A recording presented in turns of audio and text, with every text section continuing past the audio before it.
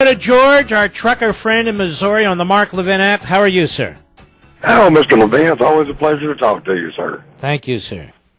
Well, you were talking about the terrorist watch list, and I wanted to bring this to all the listeners' attention that my father, even though he's been deceased 4 years, is still on the terrorist watch list. Mm-hmm. And I'm guessing he shouldn't have been on there in the first place. No, sir. My dad let me explain about my father. He was a decorated Vietnam War vet, and he come back home to Marianna, Arkansas. And the reason why he was on this list is, one, we had a cousin named Sam Bowers down in Philadelphia, Mississippi, that was involved in something that was very awful that happened in Philadelphia in 1964. But because he was a second cousin by marriage, they considered my dad a right-wing extremist with white supremacist ties is one reason. The second reason, 6 months after my father came back from Vietnam, there was something similar to the Black Lives Matter had come to his hometown of Marianna, Arkansas, and had a demonstration and a boycott, and they brought Joan Baez and the rest of the liberals with them.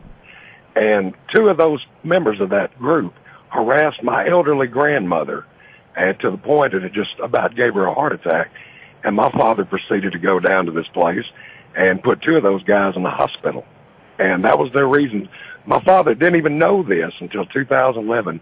A year before he passed away, he wanted to go and see one of his greatest people he admired, General George Patton's grave in Luxembourg.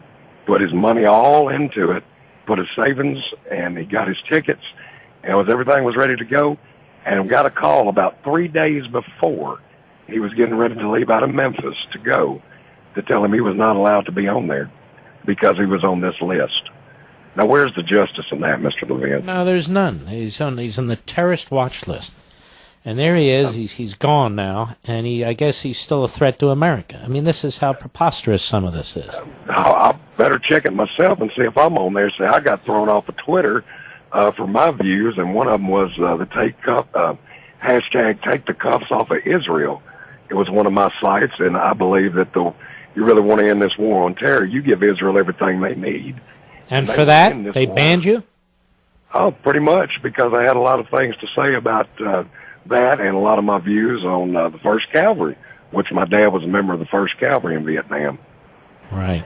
Well, George, I appreciate your call. That's very, very fascinating and pathetic that your father, who's been gone for 4 years, is still on the terrorist watch list.